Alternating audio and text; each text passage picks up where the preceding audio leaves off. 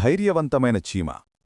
ఒకప్పుడు ఒక చిన్న చీమ నది దగ్గర నివసించేది. ఆ చీమ ప్రతిరోజూ కష్టపడి ఆహారం సేకరించి తన గూటికి తీసుకెళ్లేది. చిన్నదైనా పనిలో మాత్రం ఎప్పుడూ వెనకడుగు వెయ్యది కాదు. ఒకరోజు మధ్యాహ్నం వేడిగా ఉన్నప్పుడు చీమ నీరు తాగడానికి నది వద్దకు వచ్చింది. నీరు తాగుతూ ఉండగా అకస్మాత్తుగా జారి నీటిలో పడిపోయింది.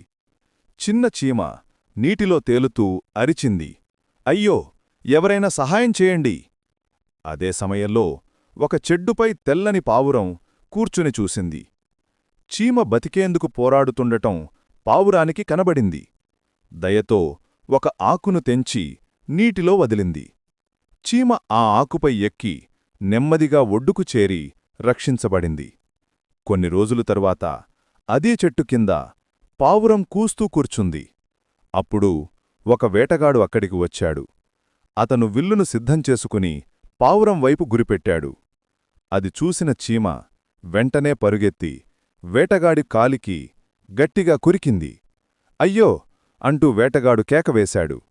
ఆ శబ్దం విని పావురం వెంటనే ఎగిరిపోయి రక్షించుకుంది. తర్వాత పావురం చెట్టు కిందకు వచ్చి చీమ పక్కన దిగింది. ఈరోజు నువ్వు నన్ను కాపాడావు అని పావురం అంది. చీమ చిరునవ్వు చిందిస్తూ అంది, నువ్వూ నన్ను కాపాడావు కదా, దయ ఎప్పుడూ తిరిగి వస్తుంది. అలా చీమ మరియు పావురం మంచి స్నేహితులయ్యారు.